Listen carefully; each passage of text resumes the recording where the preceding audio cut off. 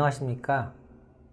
임상진료를 도와주는 알기 쉬운 임상연구 세 번째 강의, 질정연구와 한의학에 대해서 강의를 시작하도록 하겠습니다. 네, 지난 시간에 증례에 이어서 이제 세 번째 시간, 퀄리터티브 리서치인데요. 왜 질정연구를 수행해야 되고 방법은 어떠한지 간단하게 설명을 드리고, 또 제가 수행했던 질정연구나 다른 질정연구 사례들을 간단하게 이제 보여드리도록 하겠습니다. 왜 질정연구를 해야 되냐, 왜 내가 질정연구에 흥미를 가졌냐를 좀 설명을 드리려고 하는데요. 제가 예전에 경희대학교 임상시험센터에서 근무할 때 경황통, 넥페인에 대한 임상연구를 수행한 적이 있는데요. 여기 보시면 오른쪽에 이제 그래프가 보이시나요? 하나는 진짜 침군이고 하나는 가짜 침군인데요. 빨간 게 가짜 침이고요, 파란 게 진짜 침입니다. 보시면 가짜 침의 치료 효과가 더 좋았죠. 가짜 침은 그때 박시암 디바이스를 썼었거든요. 뭐 효과 차이가 없는 건 그렇다 치고 좋아진 정도가 진짜 침군보다 가짜 침군이 더 좋았었거든요. 도저히 이게 이해가 안 가서 연구 결과를 사실 결과 논문도 못 쓰고 출판도 못 하고 있었는데, 그 뒤에 제가 연구가 끝날 때쯤에 뭐 우연한 기회에 이제 질정 연구라는 것을 관심을 갖게 돼서 이제 임상시험에 참여했던 환자들을 대상으로 인터뷰를 수행을 하고 질정 연구를 이제 군별로 한 8, 9명씩 해서 한 총 16명 정도를 했었어요. 여기서 이제 흥미로웠던 것은 인터뷰를 하고 났더니 환자들이 숫자로는 확인할 수 없었던 그런 어떤 좋아졌던 면들을 이제 얘기를 해주신 거예요. 침을 맞고 나니까 훨씬 좀 덜 예민하더라, 레스 센시티브 하지 않아졌고 잠도 더 잘 잤다. 그리고 이제 물어봐 보니까 그때 임상 연구에서 이제 그 아웃컴을, 그러니까 얼마나 좋아졌는지 물어보는 거 질문이 좀 잘못됐던 것 같다. 왜냐면 저희가 이제 침을 맞고 다 맞고 나서 바로 있다가 목 통증이 얼마나 되세요라고 물어봤는데, 그때 저희가 했던 치료법이 목을 이렇게 막 작탁이라고 하죠. 목을 엄청 이렇게 자극을 하는 운동, 그런 치법이었거든요. 그러니까 이제 침 맞고 나서 하루 이틀 뒤에는 오히려 더 좋았는데 그날은 침 자체가 너무 아팠다는 거예요. 그래서 침 맞고 얼마나 아프세요? 라고 물어보니까 그냥 이제 치료구는 이 자침이 너무 아프니까 막 처음보다 더 나빠진 사람도 있고, 그런데 대조군은 오히려 가짜 침으로 피부 끝만 살짝 이렇게 자극하고, 또 저희가 중간에 이제 운동을 좀 시켰거든요. 목 운동을. 그랬더니 이제 더 좋아졌던 거죠. 그래서 제가 이걸 임상연구를 수행하기 전에 미리 알았더라면 얼마나 좋았을까. 그러면 환자 어떤 프라이머리 아웃컴도 좀 고민을 해보고, 또 물어보는 질문의 형태나 시점도 좀 바꿨을 텐데 라는 생각이 들어서 좀 후회를 했던 기억이 있고요. 그 다음에 원래는 이제 심방세동에 대한 RCT를 수행을 했었는데 거기 참여했던 참가자를 대상으로 질정 연구를 했어요. 그래서 이제 이거는 BMJ 오픈에 이제 나온 논문인데, 왜 당신들이 임상시험에 참여를 했나요? 물어봤더니 뭐 의사가 추천해서요, 뭐 아니면 양방치료 비싸서요, 싫어서요, 뭐 이런 대답들을 했었고요. 그러니까 보통은 그냥 내가 원해서 오는 경우도 많은데, 이 심방세동이란 질환은 애초에 한의 치료를 잘 많이 안 하니까 양방 의사의 추천이 이제 제일 중요했었던 게 있었고, 또 하나 이제 흥미로웠던 거는 심방세동이라는 질환은 주관적으로 증상이 있을 수도 있고 없을 수도 있거든요. 뭐 팔피테이션이나 불안이나 체스트 페인 같은 게 흉통이 있을 수도 있고 없을 수도 있는데, 환자들을 봤더니 그런 주관적인 증상이 있었던 사람들이 임상시험에 참여 경험을 더 긍정적으로 이제 해석을 했던 거죠. 아무래도 기대가 더 높았고, 그러면 향후 임상시험에서는 좀 이거를 제한을 증상이 있는 사람으로만 하든 혹은 없는 사람으로만 하든 그거를 좀 제한할 필요가 있었다는 어떤 깨달음을 얻었던 결과고요. 또 참여했던 분들이 너무 침 치료에 대해서 설명을 안 해줘서 좀 아쉬웠다. 그러니까 저희 딴에는 자세히 설명하는 게 의사 환자 관계에 너무 긍정적인 영향을 미칠 수 있다라고 생각을 했는데 오히려 또 설명을 안 하는 거는 부정적인 영향을 미쳐서 임상시험 결과에 안 좋은 영향을 줄 수도 있었던 거죠. 그래서 이런 질적연구 인터뷰를 임상시험 전에 파일럿 스터디를 하면서 좀 해봤더라면 임상시험 디자인을 좀 더 잘할 수 있을 거라는 그런 짙은 후회들이 좀 남았었죠. 그래서 사실 저는 많은 좀 실패 경험이 있거든요, 임상시험에. 그래서 이제 이런 경험들을 바탕으로 제가 생각했던 거는 RCT를 사전 연구 없이 그냥 바로 시작하면 안 된다. 그래서 그게 당연히 퀀터테이티브 리서치, 그러니까 정량적인 연구를 RCT 수행하기 전에 먼저 당연히 해야 되고요.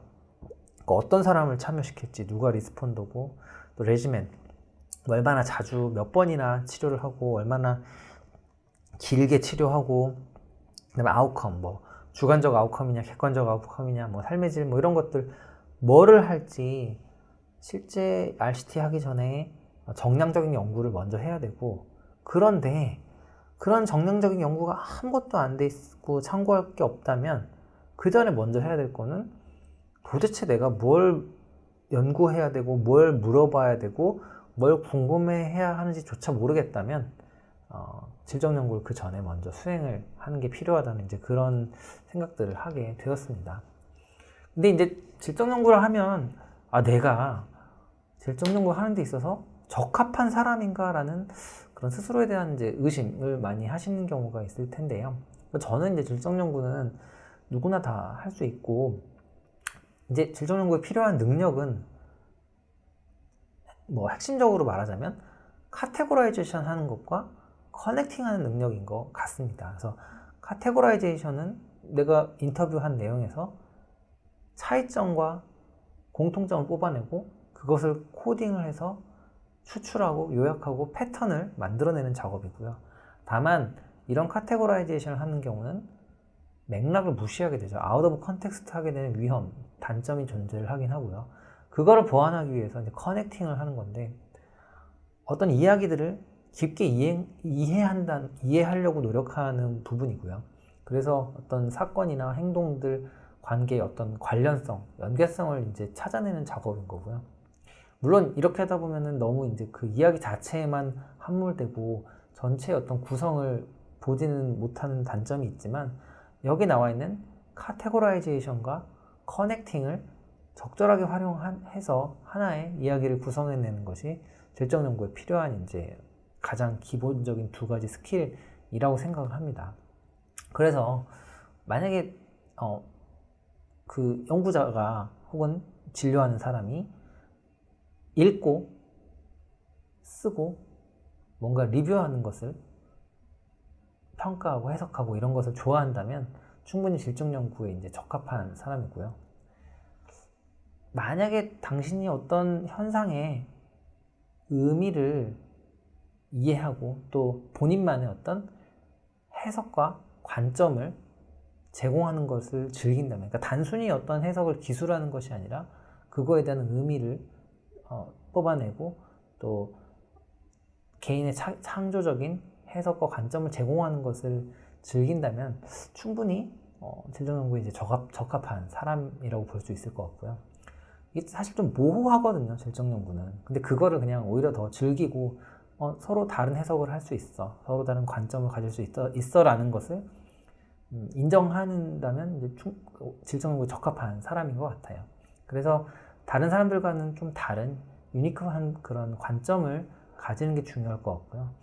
내가 연구하고자 하는 주제에 대해서 흥미가 있고 애정이 있어서 그것을 이야기로 풀어낼 수 있는 능력이 있다면 충분히 질적 연구에 대해서 한번 관심을 가져보실 만한 것 같습니다. 그래서 질적 연구의 과정은 일단 제일 중요한 것은 리서치 퀘스천을 정하는 건데요.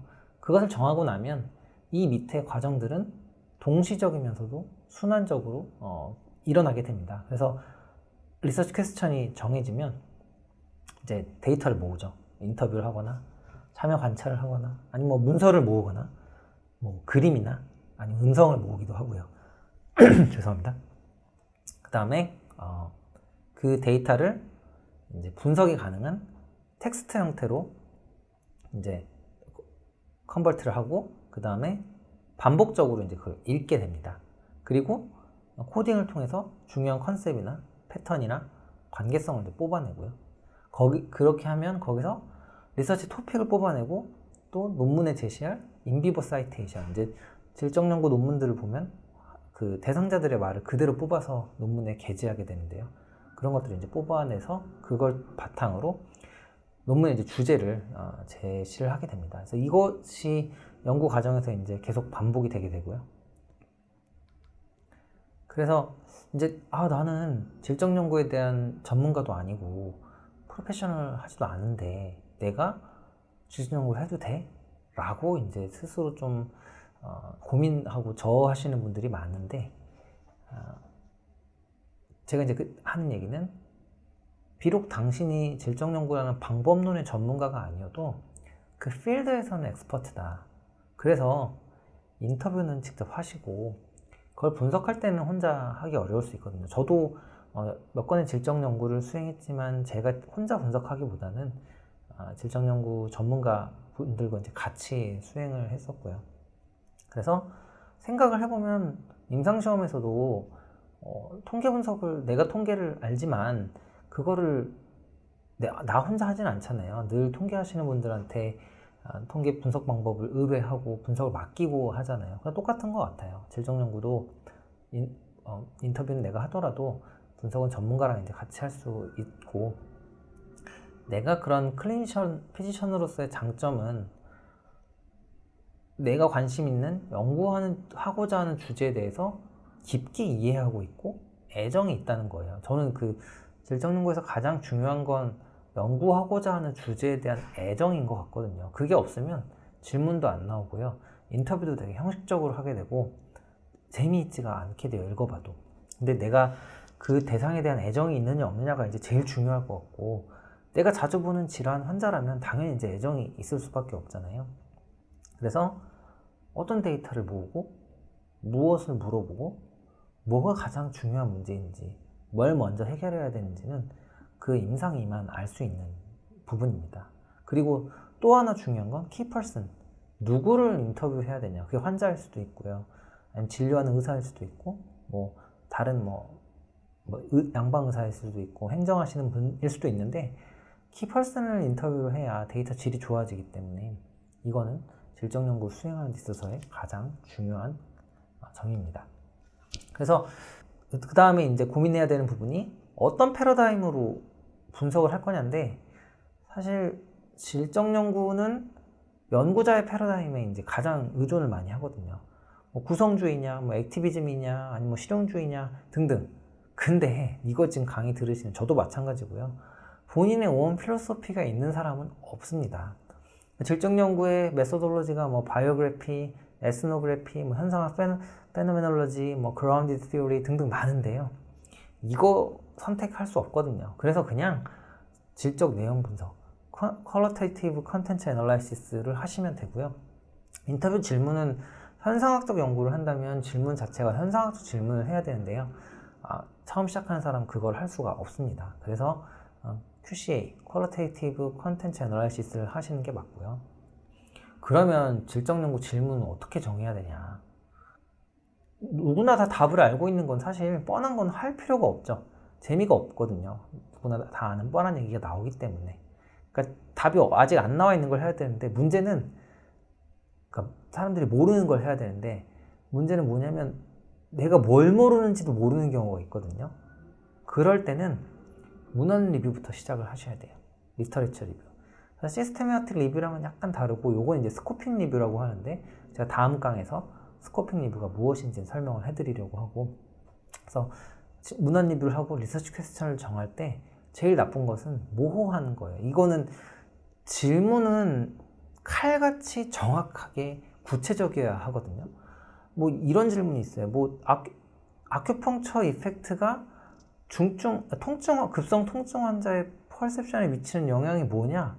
인식에 미치는 영향, 뭐 이렇게 되게 모호하게 퍼셉션? 뭐 어떤 퍼셉션? 뭐 이렇게 그런 질문이 생각이 딱 들게 돼 있거든요. 그래서 모호한 질문을 하면 절대 연구가 진행이 안 되고요. 되게 스페시픽하게 내 주변에 이런 짜잘한 것까지 연구 질문이 돼? 라고 하는 걸로 가셔야 돼요. 이 연구 결과가 나오면 이 결과를 어디다 쓸 수 있을까? 나의 필드에 어떤 기여를 할 수 있을까? 이걸 생각해보고 질문을 정하시면 좋을 것 같고요. 그래서 질적으로 질문을 정했다. 그러면 물론 이건 IRB 승인 정인이니까 이거는 데이터를 쓸 수는 없지만 한두 명의 인터뷰 대상자랑 피저빌리티를 확인하기 위해서 파일럿 인터뷰를 한번 해보세요. 그럼 이게 할 만한지 안 할 만한지 이제 각이 나오게 됩니다. 그러면 얘를 이제 제가 이제 했던 건데 한의학이랑 의학 사이의 협진이 이제 늘 이슈가 많이 되죠. 먼저 스코핑 리뷰를 통해서 어떤 연구들을 질문을 해야 되는지, 어떤 연구들이 되어 있는지 리뷰를 했었고, 그 다음에 질적 연구 프로토콜을 내서 실제로 이제 연구를 수행을 해서 보고서는 냈고, 논문은 아직 작성 중인데요. 이렇게 할 수 있을 것 같고, 그래서 한의학 질적 연구에 있어서 어떤 리서치 퀘스천으로 시작을 해야 되느냐, 그러니까 질적 연구를 하려면 어떤 걸 해야 되느냐인데요. 당연히 기존에 이제 사전 연구가 없었던 부분들은 해볼 수 있을 거고, 빅 프로블럼인데 어디서부터 시작을 해야 되는지 도저히 모르겠는 것들, 그리고 인덱스 언더스탠딩이 필요한데 그거는 이제 정량적인 연구로는 그런 심층적인 이해가 불가능한 문제들이 있거든요. 그래서 뒤에 이제 예시를 들겠지만 엄마들이 애기들 키 크게 하려고 한의원에 많이 오는데 왜 오지? 이게 키가 큰다는 명확한 근거도 없는데, 이런 거는 정량적 연구보다는 질적 연구를 하는 게 맞잖아요. 그래서 이런 연구들은 이제 심층적인 이해가 필요하고 어디서부터 시작해야 될지 모르겠고 사전 연구도 없고 그런 걸 그리고 이제 개인이 관심이 있으면서 애정이 있는 그런 주제부터로 질적 연구를 시작을 하셔야 되고요. 그러니까 저는 개인적으로 흥미가 있는 게 뭐냐면, 예를 들어서 맥진 같은 거, 복진이나 전문가들은 도대체 맥진이랑 복진을 어떻게 배우지? 이런 거 궁금하잖아요. 또 인턴이나 레지던트가 병원에서 교육받을 때, 수련받을 때 문제는 뭘까? 이런 것들. 또 파킨슨 환자는 왜 한의원에 계속 올까? 제가 수행하는 연구 중에 하나인데, 장애인들이 한의학 치료에서 언맷 니즈가 있을 거거든요. 좀 도움을 받고 싶은 게 있을 것 같은데, 뭐가 장애인들 한의 치료에 어떤 정책적으로 지원을 해주면 도움이 될까? 또 다른 질문은, 제가 관심 있는 건 한의학과 양의학의 협진을 촉진하기 위해서는, 잘하기 위해서는 뭐가 필요할까? 그래서 이제 질적 연구를 질문을 정했으면 시작을 할 건데, 그 전에 이제 주의해야 할 것은, 내가 정한 그 질문이 꼭 질적 연구를 해야 되나? 혹시 양적 연구로 할 수 있는 건 아닐까? 사실 양적 연구가 적합한 질문일 수도 있거든요. 조사 연구나 델파이나 증내나 문헌 연구 같은 걸 하는 게 맞을 수도 있어서 그걸 한번 좀 고민을 해보셔야 되고요. 이제 이게 아까 제가 이제 설명드렸던 한의원에서 이제 성장 치료를 하려고 키를 키우려고 엄마들이 이제 내원하는데, 그거에 대해서 이제 했던 연구인데, 맨 처음에는 첫 시작은 사실 정량적 연구였어요. 그러니까 비염 한의원에 내원해서 이제 치료하는 아이들 중에 키가 크는 애들이 있고 안 크는 애들이 있는데 뭐가 키에 영향을 미칠까? 그래서 했던 게, 한 10세 이전에 와야 되고 또 비염 치료를 했던 애들이 더 결과가 좋았더라고요. 그래서 그런 걸 시작으로 해서 소아 성장이라는 게 제가 좀 관심을 갖게 돼서 기존의 질적 연구 소아 성장과 관련되었던 그런 질적 연구를 한번 질평가를 해보고, 또 저신장 아이의 성장에 대한 연구들에 대한 체계적 문헌 고찰, 질적 연구에 대해서 문헌 고찰도 해보고, 그 다음에 이제 실제로 질적 연구 수행을 이제 해서 논문 이제 리뷰 중에 있는데요. 그래서 이런 거 해볼 수도 있고, 이거는 이제 침 치료의 비특이적 효과에 영향을 미치는 것들이 어떤 것들이 있느냐, 이런 거에 대해서도 질적 연구를 이거는 홍콩에 있는 빈센트 청 그룹이 이제 나왔던 거죠. 그래서 이런 식으로 모델을 제안을 하기도 했어요.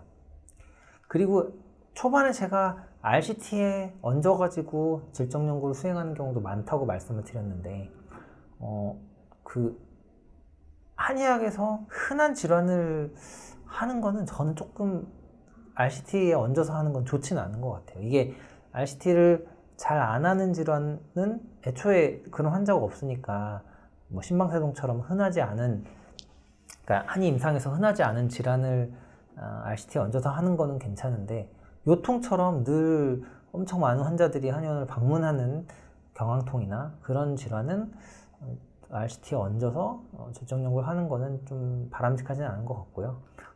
거기에 얹어서 할 때는 왜 하냐, 이게 어떤 RCT 결과를 좀 더 확산을 잘 시키거나 아니면 RCT 결과를 좀 인터프레트하기에 뭔가 이상한 결과가 났을 때 이걸 어떻게 해석해야지? 제가 맨 앞에 경황통 예를 들면서 도저히 이해할 수 없는 결과가 나왔는데 이거 어떻게 해석해야지 하고 경황통 질적 연구를 했었잖아요. 그런 것들. 그리고 임상연구의 과정을 옵티마이즈 하기 위해서 이것도 마찬가지로 경황통에서 좀 질문을 좀 다듬었다면 치료 효과를 좀 다르게 통계가 나왔을 수도 있겠구나, 이런 것들. 그리고 또 환자를 모으거나 동의받는 부분에서 문제가 생겨서 환자가 안 모이는 경우가 있거든요. 그래서 그런 거를 이제 수정하거나 아니면 뭐 이론이나 모델을 만들고 또 환자의 목소리를 이제 생생하게 드러내기 위해서 RCT에 얹은 질적 연구를 하기도 합니다.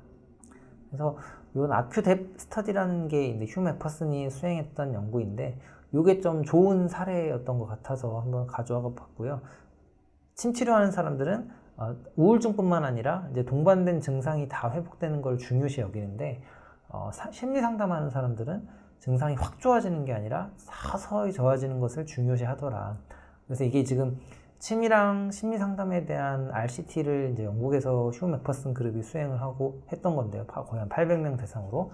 또 이러한 것들을 바탕으로 이제 RCT 프로토콜을 이제 개발을 하게 되죠. 그래서 질적 연구 좋은 사례로 늘 이제 언급하는 것 중에 하나인데요. 이런 것들을 바탕으로 향후에 RCT 프로토콜을 어떻게 만들어야 되는지 이 연구 결과를 기반으로 이제 했었거든요.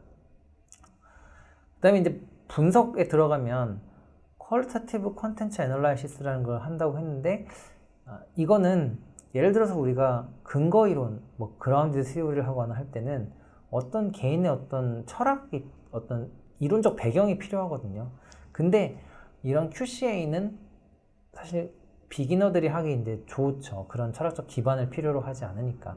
그리고 이제 흔히 많이 들어본 게 코딩, 뭐 개방 코딩, 선택 코딩 뭐 이런 걸 말하는데, 그거는 이제 근거 이론에서 많이 쓰이는 단어고, 퀄리테이티브 컨텐츠 애널라이시스에서는 그냥 단순히 코딩만 하시면 되고요.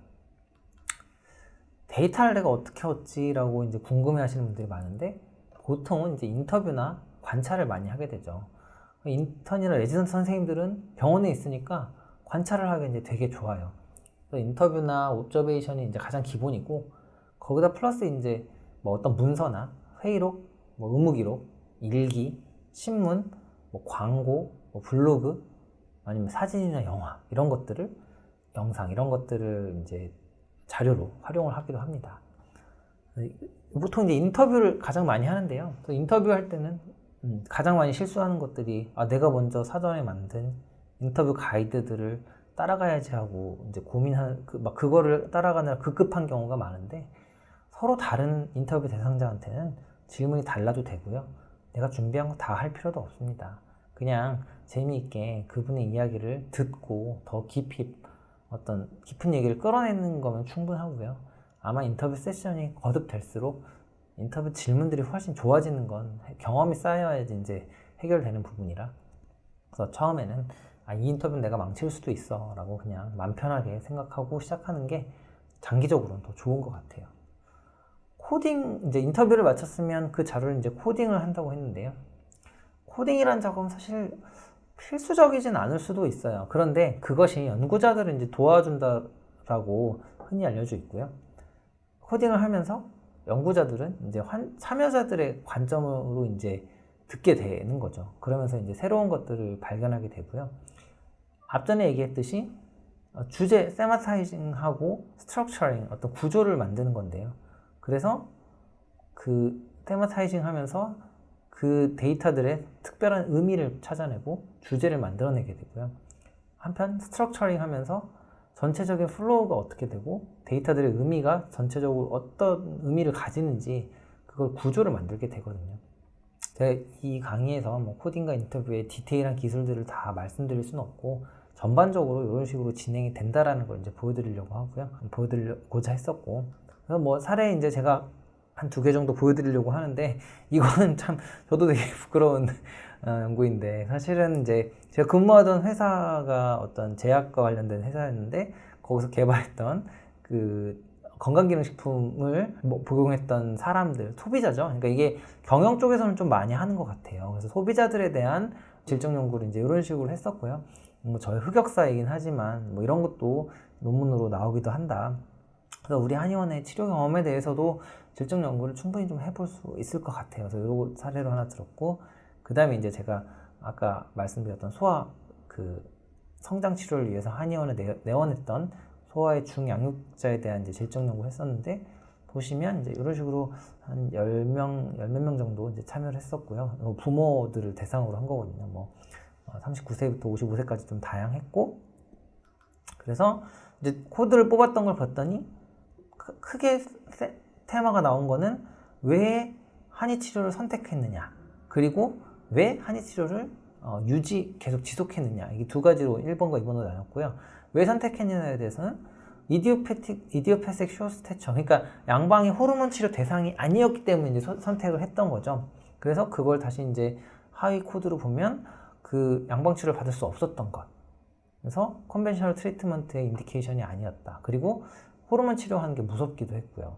그 다음에 다른 분이 추천해서, 그러니까 한방 치료를 추천을 했던 경우도 있고, 그냥 개인적으로 이제 결정을 한 건데, 이전에 내가 그 한의 치료에 긍정적인 치료 반응도 있었고, 한방 치료가 싸서 한 것도 있었고, 양방 치료 받았는데 효과가 좋은 걸 못 봤기 때문에 주변에 좋았던 케이스가 없었던 거죠.